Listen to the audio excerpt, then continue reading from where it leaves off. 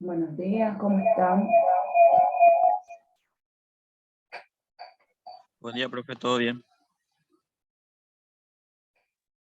¿Cómo les fue? ¿Cómo están? ¿Qué tal? ¿Algún comentario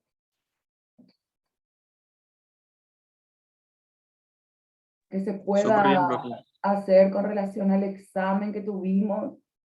Nada que tenga que ver con contenido así, cuando hablamos en grupo, pero sí en privado, no hay inconveniente. Como les mencioné, ¿cómo les fue los que pudieron participar del examen?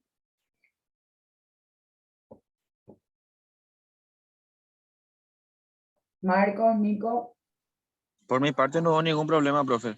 Todo bien. ¿te sirvió? Sí, mucho. ¿Sí? ¿Aprendiste algo más o leíste recién? Y la verdad que para mí es nuevo, o sea, trabajar con gente discapacitada, o sea, informarme sobre este tema, es algo nuevo para mí. Hola, Suyi. ¿Qué tal, profe? Bien, ¿cómo estás?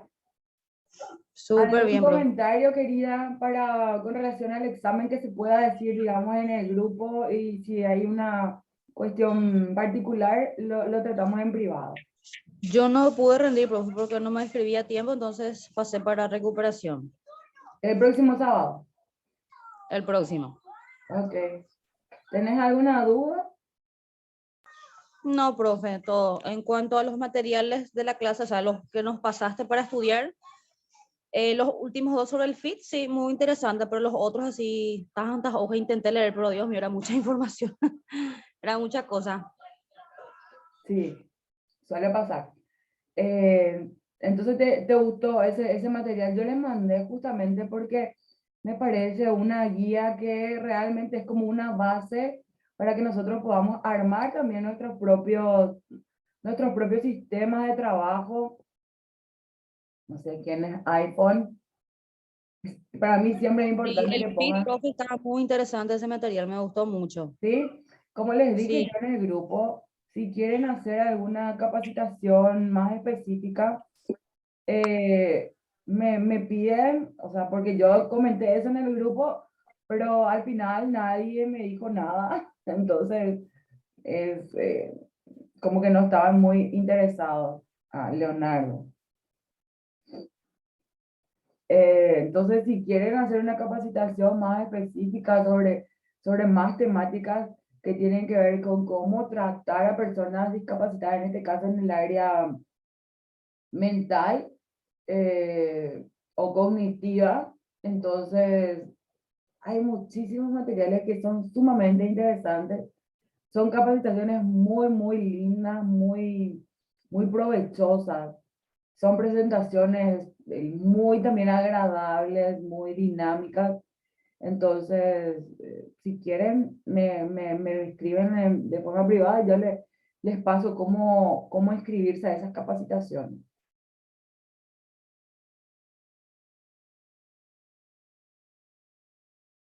Leonardo, ¿cómo estás? Hola, buen día, profe, ¿qué tal? ¿Todo bien? ¿Qué tal el examen? Bien, bastante bien. Se pudo resolver bastante bien, profe. ¿Se pudo resolver? ¿Resolviste, aprendiste, te sirvió? Sí, la verdad que sí, como te digo, o sea, a mí me interesa esta parte de trabajar con personas con discapacidad porque ya me tocó trabajar con ellos y en el futuro tengo pensado trabajar también otra vez con ellos, ¿verdad? A mí me toca la parte de para powerlifting, la parte de preparación de fuerza con ellos. Entonces es muy interesante y acá en Paraguay por lo menos es algo que se está empezando recién, vamos a decir, ¿verdad? El Comité Paralímpico también que se está empezando a mover, entonces es bastante interesante el campo que deja eso acá, ¿verdad? ¿Por qué? Porque son personas que pasan por situaciones y que el deporte le es una forma de escape, entonces da gusto trabajar de esa forma con las personas. Vos sabés que justo tocaba el tema que yo quería que nos comentes a todos, ¿verdad? ¿Cómo hacer el trabajo con ella? Porque comentaste que hiciste una capacitación a nivel internacional. De verdad que me parece sumamente interesante. ¿Cómo sería el trabajo con esta categoría? Sí, el trabajo con ellos, ¿verdad? Hay un clasificador que le clasifica de acuerdo a la discapacidad que tiene para decir qué deporte puede practicar. Entonces, para powerlifting tiene unas ciertas características, ¿verdad? Que tiene que tener a nivel fisiológico y a nivel mental. Entonces, una vez que se hace toda la clasificación, entonces ellos entran dentro del programa de para powerlifting, que es el programa de fuerza, y con ellos se trabaja lo que sería el banco plano. Ellos tienen competencia a nivel mundial, pero olimpiadas grandísimas, si vos te vas y ves, y para eso no olimpiadas de la Gran Siete, por decir así, ¿verdad? Súper bien organizados y tienen muchos sponsors, entonces hay mucho apoyo a nivel internacional con ellos, ¿verdad? Está el programa de Ajitos. Ajitos fue el que nos dio a nosotros la oportunidad de ir a Perú a hacer la capacitación.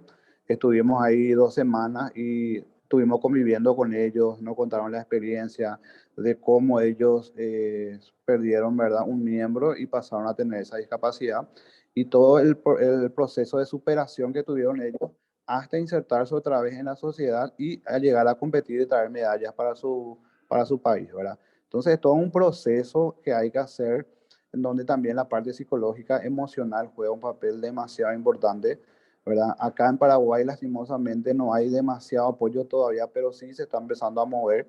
A ellos les dificulta mucho, por ejemplo, moverse para ir a los entrenamientos. Entonces, hay que todavía, bueno, decir, bueno, yo te voy a pasar a buscar o el profe va a pasar a buscarte. Entonces, le traemos al lugar de entrenamiento en el Comité Olímpico y entrenamos con ellos la parte de fuerza, así como un entrenamiento normal para una persona que no tiene discapacidad. Le hacemos todo un programa de entrenamiento teniendo en cuenta también la discapacidad que tiene, ¿verdad? Entonces, no hay gran secreto también entrenarle a ellos, pero sí la parte emocional y psicológica juega un papel demasiado importante y hay que trabajar con ellos. Me encanta lo que comentaste. Yo no sé si tuviste oportunidad de pasar por la plataforma a verificar, porque el clasificador de que está comentando Leonardo para todos también, ¿verdad? Justamente tiene que ver con lo que habíamos mencionado en las primeras sesiones, ¿verdad? Esa clasificación internacional de la discapacidad o la disfunción, que nosotros también estamos hablando de diversidad funcional, ¿verdad? Tiene que ver con los materiales que están en los manuales, sí, por ejemplo, que clasificación internacional de funcionalidad o salud. Ese manual está en la plataforma, el CIF, el DSM-5 o DSM-11, no sé cuál les puse ahora mismo, eso está en la plataforma, que son para definir y clasificar específicamente la discapacidad. ¿Por qué empezamos por ese lado? Empezamos por el lado de los contenidos teóricos porque precisamente hay, como menciona también Leonardo, ¿verdad? Hay un déficit a nivel realmente casi Latinoamérica, puedo decir, ¿verdad? Porque conozco un poquito sobre la teoría acerca de la discapacidad, el tabú, los mitos que tiene que ver con la discapacidad. Entonces, es muy importante poder utilizar y fundamentar qué es discapacidad exactamente, conceptualmente y actualizado. Entonces, por eso yo les puse los materiales que tienen que ver con conceptos que obviamente maneja la Organización Mundial de Salud Panamericana, la Asociación de Psiquiatría, etcétera, ¿verdad? Entonces, lo que está diciendo Leonardo tiene que ver con lo que yo le había mencionado, que no íbamos a profundizar con los clasificadores internacionales de, eh, de la disfunción o de la discapacidad. Les dije que esto no íbamos a mencionar porque esto va a tener en este lapso, en este año, ellos quedaron en ajustar el manual de clasificación. ¿Sí? Porque como dice Leonardo, tiene que cumplir el atleta, el deportista con discapacidad, cual sea esta, tiene que cumplir ciertos parámetros para poder ser clasificable primero, luego se clasifica a tal o cual deporte. ¿Ok? Esto es para todos los deportes paralímpicos. El paralimpismo tiene que ver, como les mencionaba, con discapacidad física. ¿sí? Olimpiadas especiales va más a discapacidad intelectual, ¿sí? Entonces, eso, digamos, esos son los parámetros por los cuales se guían, ¿verdad?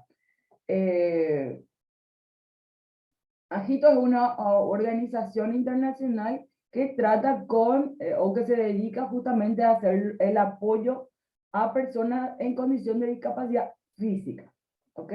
Promueve, así como dijo, actividades, prácticas con personas, o la difusión de las actividades con personas en condición de discapacidad. Tiene, incluso hace unos años estuvieron acá unos japoneses, si no me equivoco, haciendo una capacitación que tiene que ver con discapacidad, y estuvieron en la Secretaría de Deportes, justamente promoviendo el buen trato, los ajustes razonables también, que es lo que está mencionando dentro de todo Leonardo. Ajustes razonables se llaman en discapacidad, ¿verdad? Y también las barreras arquitectónicas que nosotros hoy también tenemos para hablar, que son las BAP, barreras que son prioridad y que necesitamos mejorar para que justamente las personas en condición de discapacidad puedan acceder sin inconvenientes a cualquier situación o espacio donde quisieran estar. Eso tiene que ver también con la instalación deportiva. Entonces, esa instalación deportiva o de actividad física también debería estar adaptada y en condiciones óptimas para poder trabajar con estas personas con discapacidad. Y nosotros debemos ir por los contenidos básicos que tienen que ver con los conceptos actualizados de cómo se trata la discapacidad y no utilizar terminología ambigua. Leonardo, no sé si pudiste ver los materiales que tenemos, porque habíamos puesto el CIF, habíamos puesto DSM-5, habíamos hablado de los clasificadores, pero yo no les puse el material que tiene que ver con clasificación porque sé que eso va a tener un ajuste este año. Entonces no quise entrar en ese tema, pero si quieren, yo les puedo poner los materiales, porque sí hice la capacitación también de clasificados, de clasificación. Leonardo, ¿pudiste ver? Sí, estoy viendo, profe. Todavía no llegué, pero vi que hay esa parte y es bastante interesante, la verdad. Porque eso es lo que estabas mencionando, que ese es el procedimiento que Leonardo estaba mencionando, es el que se hace con todos los atletas, sin distinción, ¿sí? Hay una clasificación que es bien brusca, porque uno considera a veces, y digo brusca, me atrevo a decir brusca, porque uno considera que es apto para hacer cualquier cosa, y es verdad, pero cuando hablamos de deporte, hay ciertos parámetros básicos para tal o cual deporte. Por ejemplo, para bochas, tiene unos parámetros básicos, lineamientos básicos. Entonces, el atleta necesita cumplir sí o sí esos parámetros para ser clasificable, ¿sí? Entonces, están los clasificadores, ellos hacen una especialidad, aparte se certifican, hay una certificación internacional con relación a eso, y luego tienen acceso a los atletas. O sea, por más que yo haya hecho la capacitación, todo lo que sea, yo no soy clasificadora, ¿entienden? O sea, es para que nosotros conozcamos, sepamos y podamos abordar la temática con propiedad. Sí, aquí el paralimpismo empezó como hace 2 años, así digamos, eh, como organización, ¿verdad? Pero siempre se estuvo trabajando con las personas, pero más con discapacidad sensorial, que tiene que ver audición y vista. Entonces ellos sí lograron viajar a hacer unas competencias internacionales con buena participación, pero en otro deporte no, los yacarruedas que habrán escuchado, ¿verdad? Ellos, por ejemplo, siguen entrenando sin ningún problema, por decirlo así, ¿verdad? Dentro de nuestras condiciones actuales, ¿verdad? Pero siguen entrenando, siguen siendo exitosos en lo que hacen. Y bueno, la intención es continuar con eso en el área del deporte y expandir, por ejemplo, lo que está al área donde se está enfocando, obviamente, Leonardo en este caso, ¿verdad? Entonces, les decía, para mí es importante ver la teoría para que de ahí podamos hablar con propiedad y podamos dirigirnos con propiedad a estas personas, que son uno más de toda la sociedad, o muchos más, como todos nosotros dentro de la sociedad. Entonces, yo le subí en la guía FIT de Olimpiadas Especiales, porque me gustó la estructuración, ¿sí? Entonces, cuando nosotros también planificamos nuestras sesiones de clases, nuestras actividades, tenemos que intentar tener un planeamiento similar, por decirlo. Yo sé que la guía hace, hace pie, digamos, porque eso salió en el contexto de la pandemia, entonces hace hincapié también en lo que tiene que ver con nutrición y otras áreas que no son de nuestra competencia. No quiere decir que no las manejemos, pero no es nuestra esencia. Pero realmente cuando tratamos con las personas, siempre en todo momento yo mencioné que necesitamos ser integrales. El tratamiento y la actividad que demos o brindemos, la prescripción de la actividad física que brindemos, tiene que ser integral.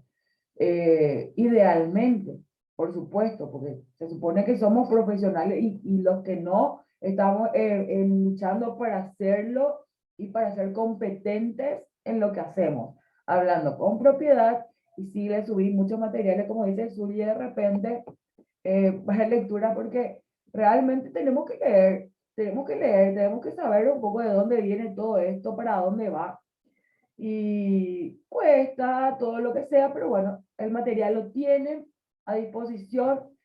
Para mí lo más importante es que puedan contar con esos materiales y que puedan leerse en algún momento y bueno, que eso después les pueda servir o ya les pueda servir para integrar directamente a sus actividades cotidianas con las personas con las que están trabajando, porque en muchos casos no, la discapacidad intelectual o cognitiva cuando es leve, por ejemplo, casi pasa desapercibida. De repente, incluso podemos cruzarnos, por mencionar un ejemplo muy brusco, con personas dentro del espectro autista. Y como son de buen desarrollo o se hizo la estimulación o son leves o el espectro en el que se encuentran no tiene relación con la actividad social, con la interacción social, entonces ellos pasan desapercibidos totalmente. Sin embargo, ellos requieren una atención un poquito más específica de lo que requeriría cualquier persona que no esté dentro del espectro. ¿Sí? Entonces, por eso es importante conocer de todo, aunque no sea nuestra especialidad, sí tenemos que conocer porque trabajamos con ellos en nuestra sala de fitness, en nuestro equipo de fútbol, donde sea. La discapacidad, por eso, en un momento le cuento a Leonardo, se había mencionado que, por ejemplo, la obesidad se había mencionado como una discapacidad. Entonces, de ahí es que yo pongo los materiales para que puedan conceptualmente entender qué es discapacidad, cuál es la clasificación internacional de la discapacidad, ¿sí? Entonces, esto es discapacidad, esto es enfermedad, esto es discapacidad, esto es enfermedad, ¿ok? Entonces, la obesidad es una enfermedad, ¿sí? Que tiene que ver con trastornos metabólicos, tiene que ver con trastornos hormonales, tiene que ver con genética, tiene que ver con muchos aspectos. Sin darnos cuenta, a veces, porque es mi percepción particular, yo les voy a contar mi experiencia personal, es asistir a una sala de fitness. La sala de fitness presenta características tradicionales que son las comerciales, ¿verdad? Pero las personas que se encuentran dentro de la sala de fitness, por ejemplo, para hacer una actividad grupal, llámese, por dar un ejemplo más concreto, gimnasia funcional, por decirlo, ¿verdad? Actividad física funcional, que no quiero decir el nombre propio, pero creo que me entienden. Entonces, dentro del grupo encontramos personas adultas, mayores, por ejemplo, personas de 50, 60 años, incluso un poquito más, a veces en buenas condiciones, a veces no están en condiciones óptimas como para hacer una actividad grupal y usar, guiarse por los indicadores de un circuito de ese tipo. Encontramos personas obesas, puede ser 1, 2, 3, estoy hablando de tipo obesidad, ¿sí? Grado obesidad. También tenemos personas con sobrepeso, tenemos personas jóvenes, adolescentes dentro del mismo grupo. Cuando tenemos esas características, esa diversidad, la atención que tenemos que dar a la actividad propia, que tiene que ver con las estaciones, digamos, del circuito del que estamos hablando, tiene que ser con riesgo, cuando hablamos de calidad de vida y de salud, riesgo cero. Realmente esa es la indicación general. Pero obviamente, por muchas razones, los entrenadores o qué sé yo, ¿verdad? Toman la decisión de hacer los circuitos copiados de alguna red social o perdón, de algún video de lo que se pasan en YouTube, que son muy buenos, muchos son excelentes, pero tienen un nivel, y ese mismo nivel lo trasladan a una sala que en realidad es una sala que debería ser llamada inclusiva, ¿sí? Y debe ser adaptada a la situación de las personas con las que uno trabaja. Yo a un grupo les mostré un video que yo tenía, o sea, tengo realmente varios videos, pero les compartí, ¿verdad? No, les compartí, no, sí, creo que, no fue en este grupo. Les compartí un video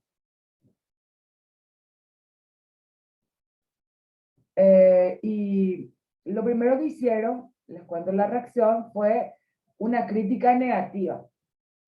Sin embargo, cuando nosotros buscamos por vocación, hablamos también de integralidad profesional, muchos aspectos que tienen que ver con el profesionalismo realmente y con el aspecto personal de cada uno que tiene que ver con el objetivo que uno tiene cuando trabaja con las personas, porque trabajamos con personas, seres humanos, trabajamos en salud, quieran o no, trabajamos en salud y con la salud, por la salud. No sé si todos me escuchan bien, acá me están diciendo que no me están escuchando tan bien algunas personas. Sale entrecortado a veces, profe. Mm. Un poco entrecortado, profe. Y se logra entender. Sí se entiende, profe, se entiende. Solo que a veces en parte sale un poco con dificultad. Ok, gracias. Bueno, el Una punto. consulta, profe, cuando Sí, me permita, por favor. adelante, por favor. Con respeto, yo soy Oscar, el que hace por lo menos 15 días atrás estábamos tocando el tema de los trabajos prácticos que estaban pendientes que casi nadie pudo alzar, ¿verdad? Yo le había pedido un plazo más para que podamos realizarlo, ¿verdad?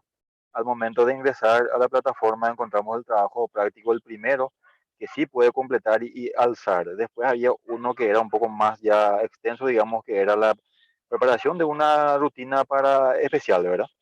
Y ese profe, ese trabajo ya no me da la opción para poder agregar el contenido. No sé si ya estaba también con plazo vencido, pero lo que sí que el mismo día, nosotros hablamos un sábado de eso, Yo el lunes accedí a la plataforma y ese trabajo ya no estaba disponible como para ser completado, profe. Bueno, y Que según he visto era el que sumaba más puntos. El más largo, digamos que es el segundo. Oscar, ¿vos tenés acceso a correo electrónico? Sí, tengo, profe. Yo incluso hice una captura de pantalla porque el trabajo estaba ahí a la vista, pero no había opción para alzar. Por eso me parecía raro porque, como le dije, 2 días después usted dijo que en el día sí, en el día no podría, iba a habilitar el domingo, ¿verdad? Entonces yo para asegurar ingresé el lunes y encontré el primer trabajo, el más corto que sí pude completar, pero el segundo ya no. Y es lo que más un poco me preocupó porque he visto que, como le dije antes, era el que tenía más puntos ahora. Oscar, y pasame hazme una breve descripción de esa situación y me pasas al correo, por favor. ¿Ok? Dale, profe, eso encuentra en la plataforma de tu correo. Mi correo está también en el Sí, grupo, pero les voy a poner en el chat. Bueno, estás en por el favor, profe, grupo. porque estoy en el grupo, o sea que tenemos varios, estoy en el grupo por donde me la conexión. Estamos estudiando y somos compañeros y por eso es lo que más me preocupa como para que podamos cumplir con la tarea pendiente si hay posibilidades. Pues eso es lo que, como le dije, el impedimento fue de que yo no estaba disponible al momento de ingresar, que fue la semana esa que, repito, estuvimos hablando sobre lo pendiente. Bueno, podemos todavía ver la posibilidad. Ahí te dejé el correo, no sé si puedes ver. Carol Cubilla PY o PY. ¿Puedes ver, Oscar? Ahora ingreso, profe, en el chat, hay 3 chats. Igual es Carol Cubilla PY o Segunda PY arroba gmail.com. ya tengo, profe, ya es la captura, ya tengo. Gracias, profe. Entonces yo te respondo por esta vía la situación. Por favor, Gracias. sin problema. Bueno, pasamos un poquito entonces a ver si, no sé. Yo quiero saber si tienen disponibilidad de conectarse nuevamente luego de que esta reunión se corte.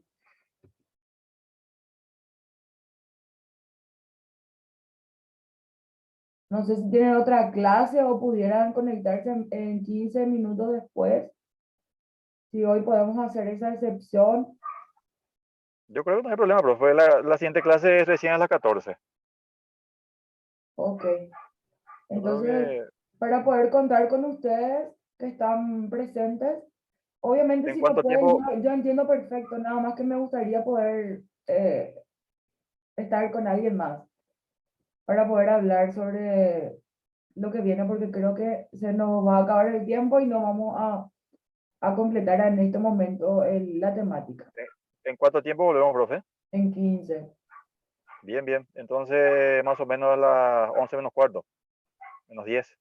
Sí, Bien, profe, estaremos de vuelta. Gracias. bueno, Mi parte. gracias a vos.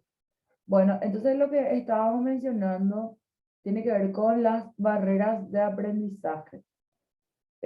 ¿Por qué les pongo barreras de aprendizaje? Porque, y participación, porque eso es fundamental para nosotros cuando, ay, perdón, cuando hablamos de la accesibilidad, ¿sí? Para las actividades. Obviamente uno puede preparar un plan genial, espectacular, maravilloso, pero cuando las personas en condición de discapacidad no pueden acceder a los lugares por muchas razones, tanto transporte, veredas, todo lo que nosotros podemos observar realmente en nuestra comunidad, en nuestra sociedad, son prácticamente barreras que impiden desde las ganas que tiene, por eso yo creo que también hablaba mucho de la motivación, Leonardo, ¿verdad? Eso ya bloquea totalmente las ganas que tiene la persona de hacer o lograr algo, ¿sí?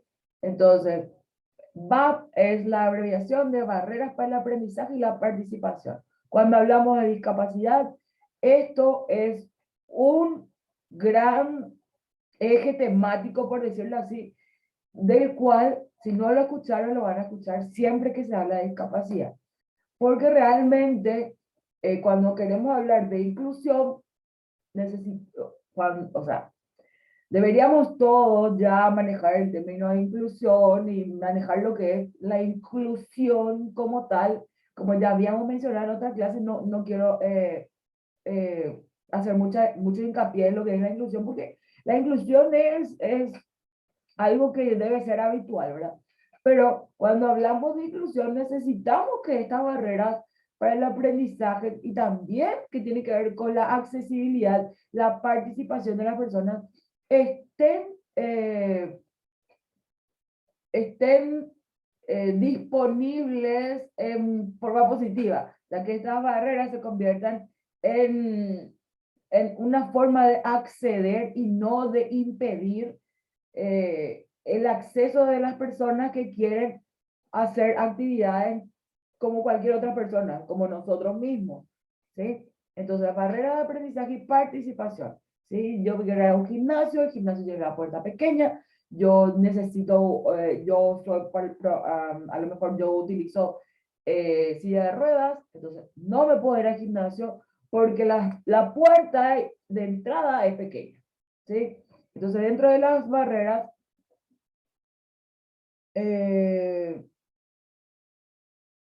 bueno, esto nace, ¿verdad? Más con el énfasis de estudiantes, pero es que en realidad todo tiene que ver con las personas en esta condición de discapacidad y cómo nosotros preparamos tanto nuestras casas, nuestros gimnasios, nuestros estadios, nuestros lugares de entrenamiento para que estas personas accedan sin inconvenientes, ¿sí? Obviamente tiene que ver con la adaptación al contexto que uno vive o en el que uno vive. Uno cuando prepara un material, el material tiene que estar pensado en que el material puede ser utilizado por cualquier tipo de persona en cualquier condición.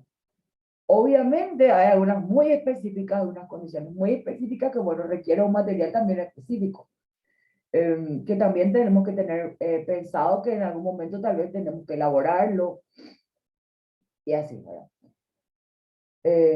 Bueno, ahí ya tienen ese concepto. Bueno, y es a partir de la identificación de las barreras para el aprendizaje y la participación que se puede plantear alternativas y estrategias de solución al conflicto o problemática que esto es realmente.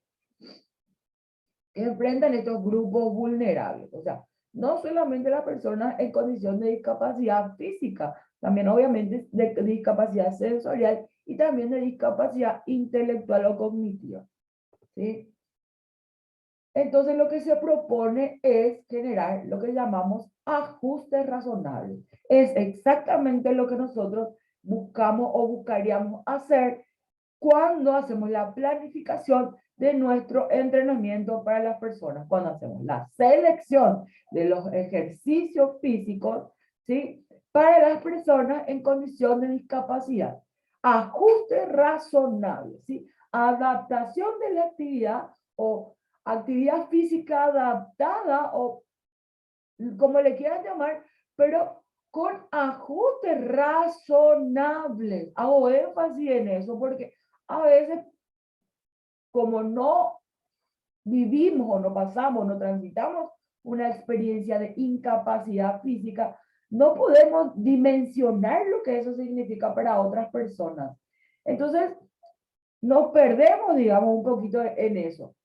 Sin embargo, es fundamental que usemos nuestro sentido común, que es lo que también les pedí por eso, para el examen, ¿sí? Es teoría, sentido común, y el que tiene experiencia tiene un plus, ¿sí? Y el que no ajusta el contenido a la realidad que está vivenciando, ¿sí? Y lo hace para mejorar, con esa intención, ¿sí? No es con la intención de criticar en forma negativa, ¿sí? Entonces, los ajustes razonables tienen que ver con que yo veo a una persona en silla de ruedas, como ya tengo una base de anatomía, fisiología, biomecánica, ¿sí? Se supone que tenemos eso, ¿verdad? Mínimamente. Entonces yo puedo darme cuenta que si es usuario de silla de ruedas, es una persona que puede tener los miembros inferiores atrofiados, puede, porque yo no le estoy viendo, yo me estoy haciendo una idea, estoy suponiendo, por mis conocimientos básicos en anatomía, fisiología, por lo menos, ¿verdad? Biomecánica. Se pasa toda la vida sentado. Entonces, toda la parte desde cintura abajo está paralizada. Entonces, hay situaciones que ocurren en los músculos, hay situaciones de circulación, hay situaciones de retención de líquido tal vez en algunos casos, ¿sí? Entonces yo tengo que considerar que esta persona está atravesando una situación compleja. Ahora, si yo me pongo a pensar, si yo en lo personal me quedo sentada 4, 5, 6, 8 horas, me duele la cintura, me duelen los pies, me molesta el cuello, la espalda, tal vez porque tengo una mala postura, porque estoy cansada, por lo que sea. Entonces, yo también puedo integrar esa situación a las personas en esa condición o a este usuario de silla de ruedas. Y le pregunto, ¿te molesta la zona lumbar? ¿Te molesta la espalda baja? Adapto la terminología para que la persona pueda comprender a qué me refiero. Entonces, yo considerando eso, empiezo a hacer un trabajo que tiene que ver con el fortalecimiento, por ejemplo, de la faja abdominal. ¿Ok? Porque es una persona que se pasa todo el tiempo sentada. Entonces, considero su postura. Entonces, trabajo de espalda. Todos los músculos que involucran la espalda, los fijadores de la columna vertebral, por ejemplo, ¿sí? A ver, hombros, ¿por qué no? Hombro para que se siente recto. ¿Por qué hablo de faja abdominal? Porque esto incluye abdominales, incluye zona lumbar, incluye los laterales, ¿verdad? Entonces, todo eso es nuestra faja abdominal. Entonces, para que la persona se siente recta, y para que cualquiera de nosotros nos sentamos rectos, necesitamos tener una buena tonicidad en la faja abdominal. Luego vamos subiendo y vemos la postura correcta, que también dentro de los ajustes razonables voy a darle un trabajo para que esta persona se pueda mantener sin perder la postura ideal